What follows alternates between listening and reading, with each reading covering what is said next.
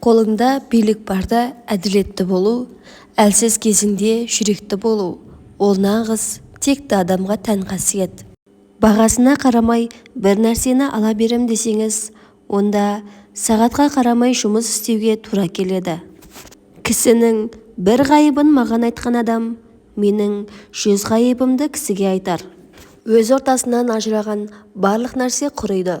Бұл адамдарға да тән қасиет. Тәкаппар және қыңыр мінезді адам өзін керемет деп есептейді. Бірақ осы екі қасиет оның түбіне жетеді.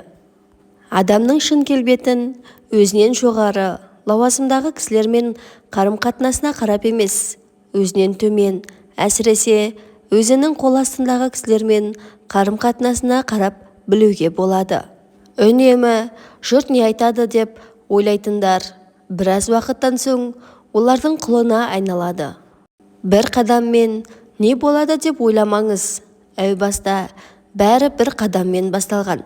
Сіз алға қадам басып жылжыған сайын, сіз қараңғы деп және де қорқып отырған нәрсенің ешқандай да қорқынышты емес екенін көресіз. Өзіңізге сенімді боласыз. Сенім болса, ол ең үлкен күш. Адамдардың өзіне деген сенімін оята алсаңыз, оларға атомдық күш сыйлаған боласыз. Бүгінді дұрыс өткізсең, кеше кеткен кемшілігің болса, оның орнын толтыра аласың, және де ертеңге негіз саласың. Кеше өтіп кетті, ертең болса әлі келмеді. Демек сенің қолыңда бүгін ғана бар. Оны керемет өткізу сенің қолыңда. Бүгін жұрттар жасалмайтын нәрселерді жасаймын. Себебі солардың арқасында ертеңгі күні жұрттар жете алмаған жеңіске жететінімді білемін. Бастау үшін керемет болу шарт емес, бірақ керемет болу үшін бастау қажет. Кісілер екі жағдайда өзін өзгертуге шешім қабылдайды. Біріншіден, өзін жетелдіріп, таныған соң кемшілігін көріп. Екіншіден, өмірде қатты қиналып, амалдың жоқтығынан. Ақылдан артық байлық, көркем мінезден артық дос, әдептен артық мұра, ғылымнан артық абырой болмайды. Жақсы күнде болсын, жаман күнде болсын, жауыңның кім болғаны маңызды емес. Қанша жерден тура жолмен барамын десеңіз де, қасыңыздағы достарыңыз оған жол бермеуі мүмкін. Балаларыңыздың ақылды, зерек болғанын қаласаңыздар, оларға күнде ертегі оқып беріңіздер.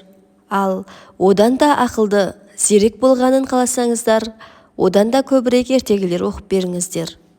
Басқадан кем болмас үшін білімді, бай, һәм күшті болуымыз керек.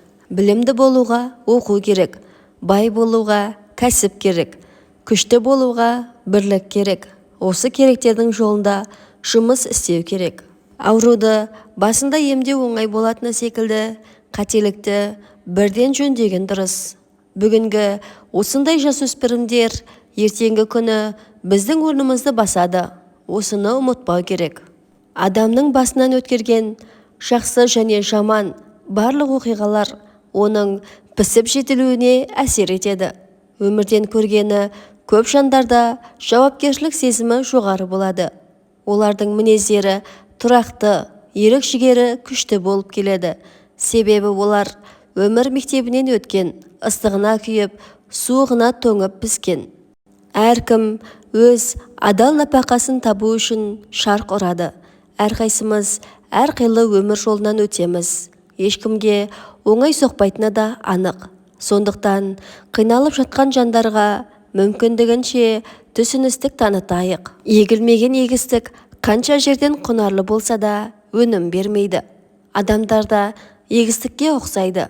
Қанша жерден ақылды болса да, біліммен сусындап, тиісті тәрбиені алмаса, жаңаша ой пікір қорытып, өз жемісін бере алмайды.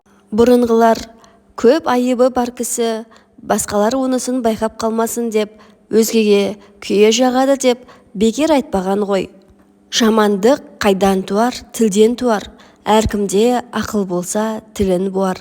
Шығарсаң бір жаман сөз, сен аузыңнан, артыңнан айдаһар боп сені қуар. Үйлену оңай, үй болу қиын деп жатамыз. Неге мен сияқты ойламайды? неге мен сияқты болмайды деу дұрыс емес. Себебі отбасы екі бөлек жанның бас қосып ұя құрған жері. Олар екі бөлек нота секілді. Міне, сол екі бөлек нотаның әдемі үйлесімімен керемет мелодия пайда болады. Адамдардың сені қызғанып көре алмауы сенің дұрыс бағытта екеніңді көрсетеді. Себебі адамдар ешқашан өзінен төмен адамдарды қызғанбайды. Ақшам көп деп жоғары жалақы төлеп жатқан жоқпын. Жоғары жалақы төлегенім үшін қыруар ақшаның иесімін.